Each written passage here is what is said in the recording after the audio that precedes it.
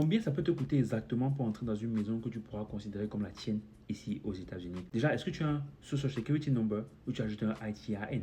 Parce que si tu ajoutes un ITIN, donc ça veut dire que tu n'es pas résident, là, c'est autre chose. Bon, ici, on va se concentrer seulement sur une personne qui a un SSN, ouais, une personne qui est résidente.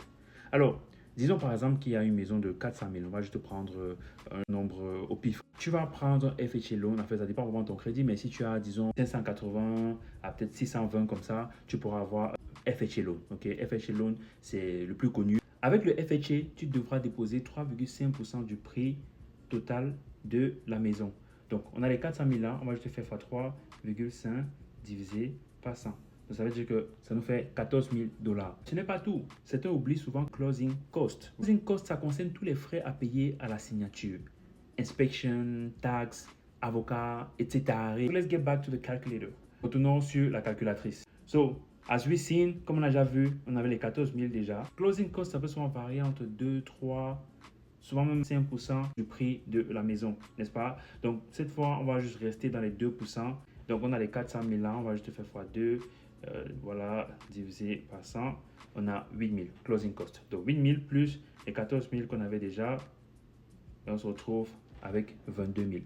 Donc avec les 22 000, vous pourrez entrer dans cette maison et vous pouvez devenir home owner.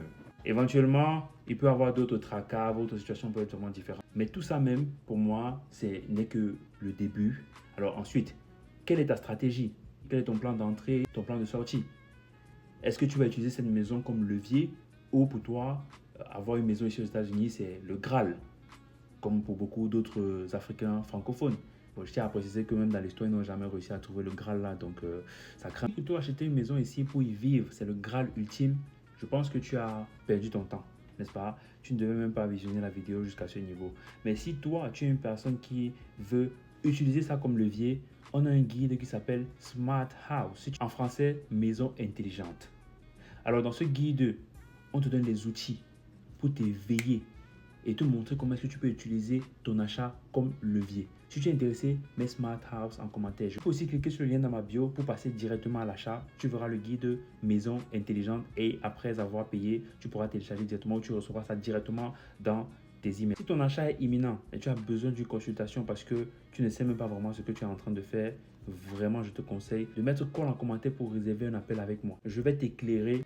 Alors des choses comme ça, c'est ce qu'on apprend dans notre communauté privée Wake Up Movement, où on parle de digital, d'immobilier, de crédit, d'intégration. Si tu es intéressé, mets Wake Up en commentaire maintenant. Prends tes clés, brise tes chaînes, Wake Up.